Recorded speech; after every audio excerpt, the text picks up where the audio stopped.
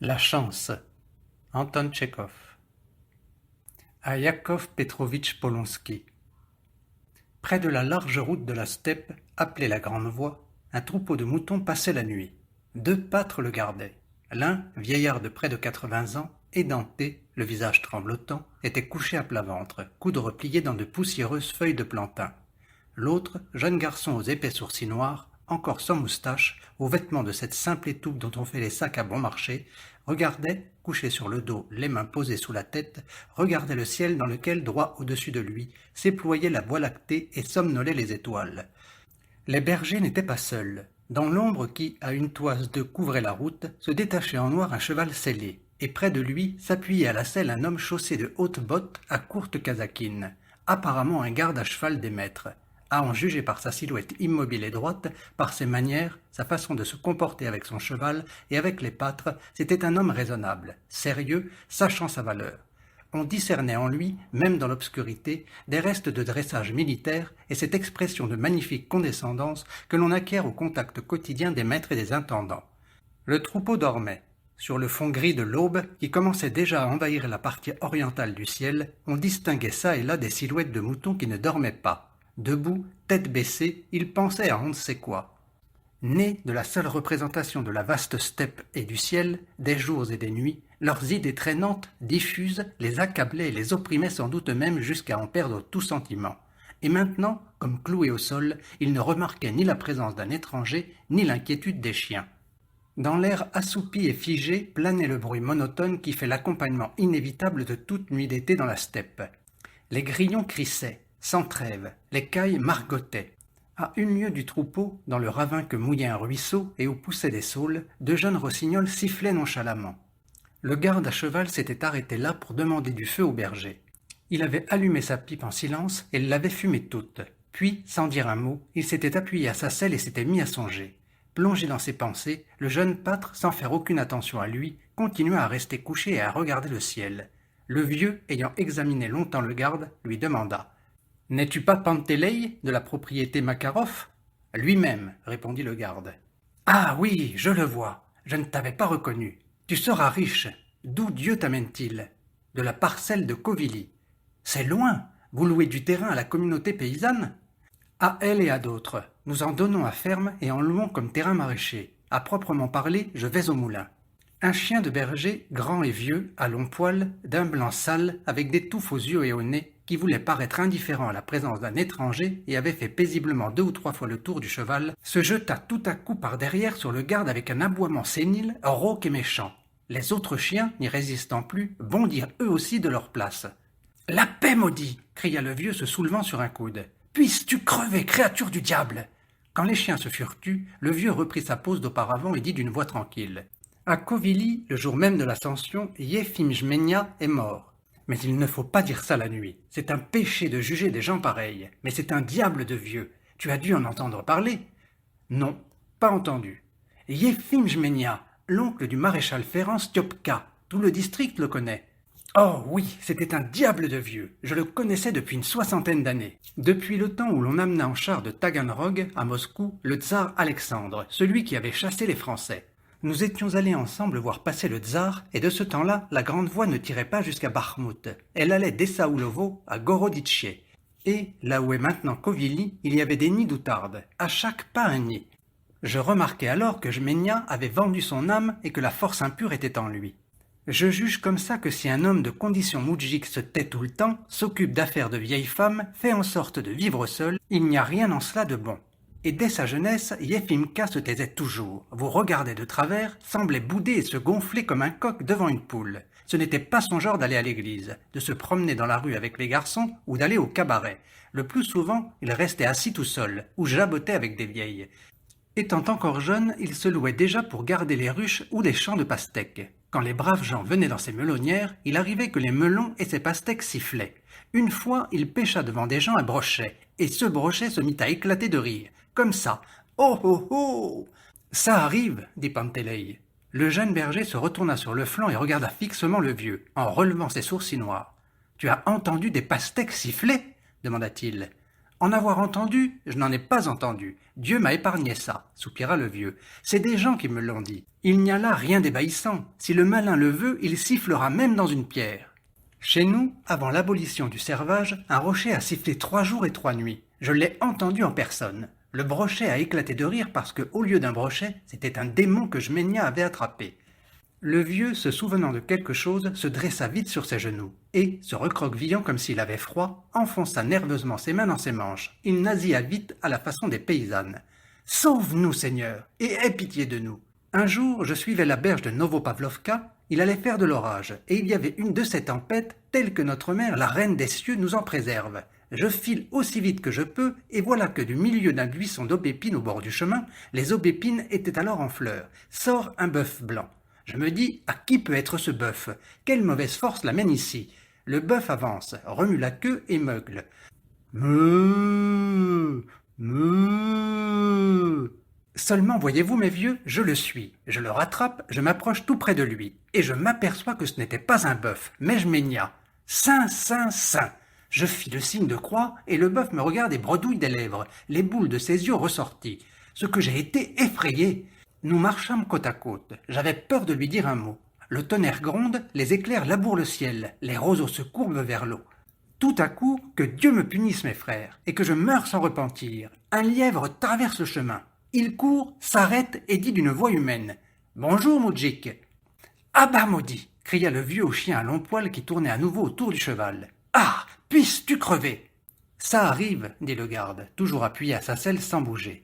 Il dit cela d'une voix sourde et blanche, comme parlent les gens absorbés dans leurs pensées. « Ça arrive, répéta-t-il d'un ton de réflexion et de conviction profonde. « Oh, continua le vieillard avec un peu moins de chaleur, c'était une carne ce vieux. 5 ans après l'abolition du servage, la commune le fit fouetter à la maison communale. Alors, pour montrer sa colère, il s'imagina d'envoyer à Covily des maladies de gorge. Des gens alors rendirent l'âme en quantité, sans nombre, comme pendant le choléra.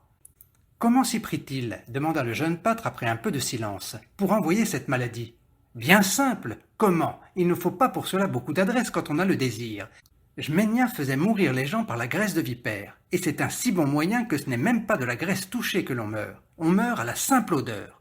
C'est vrai, approuva Pantelei. Les gars en ce temps-là voulurent le tuer, mais les anciens ne le permirent pas. On ne pouvait pas le tuer, c'est qu'ils connaissaient l'endroit où les trésors sont enfouis. Cet endroit, pas une âme ne le connaissait, sauf lui. Il y a ici des trésors enchantés, si bien qu'on ne les trouve ni ne les voit. Et lui les voyait. Parfois, il suivait la berge ou marchait dans les bois, et dans les buissons ou sous les pierres, c'était des feux et des feux et des feux. Des feux comme si on brûlait du soufre. Je l'ai vu moi-même. Tout le monde s'attendait à ce que Jmenia en montrât l'emplacement où les déterra lui-même. Mais lui, comme on dit que le chien, sans vouloir manger lui-même, ne laisse personne manger, lui mourut sans les déterrer et sans les montrer à personne. Le garde ralluma sa pipe, ce qui éclaira un instant ses longues moustaches, son nez pointu, sévère et d'aspect important. De légers ronds de lumière sautillèrent de ses mains sur sa casquette, glissèrent de la selle sur le dos du cheval et se perdirent dans la crinière, près des oreilles. « Il y a par ici beaucoup de trésors, dit-il. » Et, tirant lentement sur la pipe, il regarda autour de lui, arrêtant les yeux sur l'aube qui blanchissait, et ajouta « Il doit y en avoir. »« Il n'y a pas à dire, soupira le vieux. On voit en tout qu'il y en a. Seulement, frère, il n'y a personne pour les déterrer. Personne ne connaît les vrais endroits, et au temps qui court, tous les trésors sont enchantés. Pour en trouver et en garder, il faut un talisman. Sans talisman, rien à faire, mon gars. Jmenia avait des talismans, mais est-ce qu'il allait les donner, ce diable chauve? Il les tenait pour que personne ne les eût. Le jeune pâtre, en glissant, s'approcha à 2 pas du vieux, appuya la tête sur ses poings et le fixa longuement. Une expression enfantine de peur et de curiosité brilla dans ses yeux sombres, et il sembla que dans la pénombre, les larges traits de son grossier visage se détendaient, s'aplatissaient. Il était tout oreille. Il est écrit dans les écrits, continua le vieux, qu'il y a ici beaucoup de trésors. Il n'y a pas à dire, pas à dire. À Ivanovka, on montra à un vieux soldat de Novopavlovka une patente des Cannes, sur laquelle il était imprimé et l'endroit et combien même il y avait de poudre d'or, et dans quoi ils étaient enfermés. Il y a longtemps qu'avec cette patente, on aurait trouvé le trésor, mais le trésor est enchanté, on ne peut pas s'en approcher. « Pourquoi donc, grand-père, ne peut-on pas s'en approcher » demanda le jeune berger. « Il doit y avoir quelques raisons. Le soldat ne l'a pas dit. Il est enchanté. Il faudrait un talisman. » Le vieux parlait avec excitation. comme s'il ouvrait son cœur aux gardes. Par manque d'habitude de parler beaucoup et d'aller vite, il parlait du nez, bégayait et, sentant ses défauts, tâchait d'y obvier par des gesticulations de la tête, de ses bras et de ses maigres épaules. À chaque mouvement, sa chemise de toile se plissait, remontait vers les épaules et découvrait son dos noirci par le hâle et la vieillesse. Il la tirait, mais elle remontait aussitôt. À la fin, le vieillard, comme fâché contre sa chemise rebelle, se leva vite et dit avec amertume : « De la chance, il y en a, mais quel avantage en tirer, si elle est enfouie dans la terre? Ce bien se perdra pour rien, sans aucune utilité, comme de la balle de blé ou des crottes de brebis. Et pourtant de la chance, il y en a beaucoup. Il y en a tant, mon gars, que ça suffirait pour tout le district, mais pas une âme ne la voit.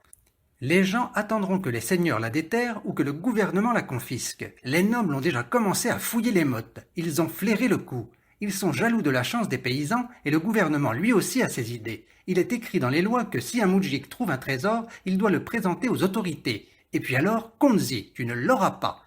Il y a du gvass, mais tu t'en passes. Le vieux, avec un ricanement de mépris, s'assit par terre. Le garde l'avait écouté attentivement et l'approuvait. Et pourtant, à son expression et à son silence, on voyait que tout ce que racontait le vieux n'était pas nouveau pour lui. Il y avait pensé depuis longtemps, et en savait beaucoup plus long que son interlocuteur. « Je dois avouer, dit le vieux en se grattant la tête d'un air embarrassé, que dans ma vie, j'ai cherché bien souvent la chance. J'ai cherché aux vrais endroits. Oui, mais je suis toujours tombé sur des trésors enchantés. Et mon père aussi a cherché, et mon frère a cherché. Ils n'ont trouvé rien de rien, et ils sont morts sans chance.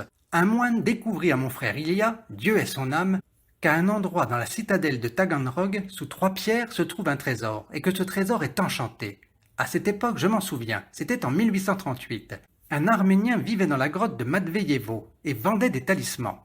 Ilia lui en acheta un et s'en alla à Taganrog avec d'autres gars. Seulement l'ami, dès qu'il s'approcha de l'endroit, dans la citadelle, il vit qu'à cet endroit même il y avait une sentinelle avec un fusil. D'un air calme, se répercutant dans la steppe, un bruit s'éleva. Ce fut un bruit sec et sinistre, qui, dévié par une pierre, roula dans l'espace avec des tac-tac-tac. Quand le son mourut, le vieux regarda interrogativement Pantelei, qui était resté immobile, indifférent. « Ce doit être une benne qui s'est décrochée dans les mines, » dit le jeune garçon après avoir réfléchi. Il commençait à faire jour. La voie lactée pâlissait, et, semblant fondre peu à peu, comme de la neige, perdait ses contours. Le ciel devenait maussade et gris. C'était l'instant où l'on ne peut distinguer s'il est pur ou tout couvert de nuages, et où l'on ne peut s'en rendre compte que par une bande claire au levant et par quelques étoiles encore visibles. La première brise matinale, agitant sans bruit, précautionneusement, les euphorbes et les hautes herbes de l'année précédente, courut sur la route. Le garde se retrouva dans ses pensées et releva la tête. Il secoua sa selle des 2 mains, vérifia la sangle et s'arrêta de nouveau, pensif, comme s'il ne se décidait pas à monter à cheval. « Oui, dit-il, le coude est bien près de soi, mais on ne peut pas le mordre. Il y a de la chance, mais on n'a pas assez d'esprit pour l'atteindre. » Il se retourna vers les bergers. Son visage était sévère, triste et moqueur, comme désabusé. « Oui, dit-il lentement en mettant son pied gauche dans l'étrier. On mourra sans avoir connu la chance. Ceux qui sont jeunes l'auront peut-être, mais pour nous, il ne faut plus y penser. » Étirant ses longues moustaches, mouillées de rosée, il se mit lourdement en selle avec l'air d'oublier quelque chose ou de n'avoir pas tout dit, les yeux un peu clignés, regardant au loin. Dans le lointain bleu, où la dernière colline visible se perdait dans le brouillard, rien ne bougeait. Les mottes funéraires et celles de guettes, qui se dressaient çà et là à l'horizon et dominaient la steppe sans bornes, étaient mornes et semblaient mortes. Dans leur immobilité et leur silence, on sentait les siècles et leur totale indifférence à l'égard de l'homme.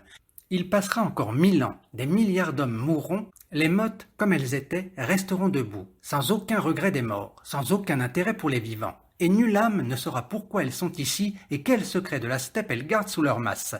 Les corneilles, éveillées, volaient une par une en silence, au-dessus de la terre. On ne voyait aucun sens au vol traînant de ces oiseaux à longue vie, non plus qu'au matin qui, chaque jour, revient avec monotonie, ni à l'immensité de la steppe, ni à rien. Le garde dit en souriant : « Quel espace, mon Dieu! Va un peu y attraper la chance. Ici, reprit-il à voix basse et la figure sérieuse, sont assurément enfouis 2 trésors. Les maîtres ne le savent pas, mais les vieux paysans, surtout les vieux soldats, le savent au juste. Là, quelque part, sur cette chaîne de collines, le garde l'indiqua de son fouet. Des brigands attaquèrent autrefois une caravane qui portait de l'or. Elle le portait à Saint-Pétersbourg, à l'empereur Pierre, qui construisait une flotte à Voronezh. Les brigands tuèrent les conducteurs, enfouirent l'or et ne purent plus ensuite le retrouver. L'autre trésor fut enterré par nos Cosaques du Don. Ils volèrent en 1812 des quantités d'or, d'argent et de bijoux aux Français. En retournant chez eux, ils apprirent que les autorités voulaient leur reprendre tout cet or et cet argent. Au lieu de le rendre, ces braves enfouirent leur butin pour que du moins leurs enfants puissent en profiter. Mais où l'enfouirent-ils? On ne sait. J'ai entendu parler de ces trésors, marmonna le vieux sourdement. Oui, se remit à songer Pantéléi. C'est comme ça. Un silence se fit. Le garde, songeur, regarda le lointain et toucha sa bride avec la même expression que tout à l'heure, d'avoir oublié ou de n'avoir pas dit quelque chose. Son cheval partit au pas, sans entrain. À une centaine de pas, le garde redressa résolument la tête, secoua ses pensées et, foyant son cheval, partit au trot. Les pâtres restèrent seuls. C'est Pantéléi de la propriété de Makarov, dit le vieux. Il reçoit 150 roubles par an, et il est nourri par les maîtres. C'est un homme qui a du savoir. Les moutons éveillés, il y en avait près de 3000, se mirent pour tuer le temps à brouter l'herbe basse, à demi piétinée par eux. Bien que le soleil ne fût pas encore levé, on voyait déjà tous les tumuli de Saour Mogila, pointus, lointains, pareils à un nuage. Monté sur ce tumulus, on voyait la plaine aussi unie et illimitée que le ciel. On voit des propriétés seigneuriales, des fermes d'Allemands et de buveurs de lait, des villages, et un kalmouk, à la vue perçante, verrait même la ville et des trains de chemin de fer. Ce n'est que de là que l'on observe qu'en dehors de la steppe silencieuse et des tumuli séculaires, il existe au monde une autre vie qui n'a cure des champs enfouis, ni de ce qui a trait aux brebis. Le vieux, de sa houlette, tâta le sol près de lui et se leva. Pensif, il se taisait. L'expression de crainte et de curiosité enfantine n'avait pas encore quitté le visage du jeune berger. Il ne souhaitait impatiemment, sous l'impression de ce qu'il avait entendu, que de nouveaux récits. « L'aïeul, dit-il en se levant et prenant sa houlette, que dit ton frère Ilia avec le soldat ?» Le vieux n'entendit pas la question. Il regarda distraitement le jeune garçon et répondit, après avoir remué les lèvres. « Moi, mon petit, je songe toujours à la patente des cannes que l'on a montrée aux soldats à Ivanovka. Je ne l'ai pas dit à Pantéléi, Dieu le garde, mais sur la patente, l'endroit est si bien désigné que même une bonne femme pourrait le trouver. Veux-tu savoir où c'est ? C'est dans le ravin Bogati, à l'endroit sais-tu où le ravin se divise comme une patte d'oie, en 3 parties. C'est dans la partie du milieu. Alors, tu y fouilleras ? Je tenterai la chance. L'aïeul, et que feras-tu du trésor quand tu l'auras trouvé ? Moi, dit le vieux en riant. Que je le trouve seulement. Je ferai voir à tous la mer de Kouska. Je ne sais ce que j'en ferai. Et le vieux ne sut pas dire ce qu'il en ferait du trésor, s'il le trouvait. De toute sa vie, la question, ce matin-là, se présentait à lui pour la première fois. Et, à en juger par son expression légère et indifférente, elle ne lui paraissait ni sérieuse, ni digne de réflexion. Dans la tête du jeune garçon grouillait encore quelque chose qu'il ne comprenait pas. Pourquoi seuls les vieux cherchent-ils les trésors? Et à quoi servirait la chance terrestre aux vieillards qui peuvent, à tout moment, mourir de vieillesse? Mais le garçon ne savait pas formuler cela en question. Et, de même, le vieillard n'aurait apparemment pas pu y trouver de réponse. Un énorme soleil rouge, entouré de brume, apparut. De larges bandes de lumière, encore froides, se baignant dans l'herbe trempée de rosée et s'étirant d'un air gai, comme pour montrer qu'elle n'était pas encore lasse de paraître chaque matin, commençaient à glisser sur la terre. L'absinthe argentée, les fleurs bleues de la chicorée, les choux d'âne jaune, les bleuets, tout chatoya joyeusement, prenant, pour son propre sourire, la lumière du soleil. Le vieux et son aide s'éloignèrent l'un de l'autre, se plaçant de chaque côté du troupeau. Tous deux, semblables à des borgnes, se tenaient immobiles, les yeux fixés à terre, et songeaient. L'idée de la chance absorbait le premier. Le second pensait à ce qu'on avait dit pendant la nuit. La chance en elle-même, qui lui était inutile et incompréhensible, ne l'intéressait pas. Mais le fantastique et le féerique du bonheur humain l'intéressaient. Une centaine de moutons tressaillit, et, comme à un signal, se jeta avec une terreur incompréhensible hors du troupeau. Et Sanka, lui aussi, comme si les pensées stagnantes et étirées des ovins l'eussent gagné, se lança de côté avec la même peur animale incompréhensible. Mais, se ressaisissant tout aussitôt, il cria « Hiou, tête folle, vous êtes enragés, puissiez-vous crever !» Quand le soleil, promettant une longue journée de chaleur accablante, se mit à réchauffer la terre, tout ce qui pendant la nuit grouillait et bruissait se plongea dans la torpeur. Le vieux berger et Sanka, appuyés sur leur houlette à chaque extrémité du troupeau, restaient immobiles comme des fakirs en prière, et ils pensaient avec concentration. Ils ne s'apercevaient plus ni l'un ni l'autre, et chacun vivait son propre songe, tandis que les moutons songeaient, eux aussi.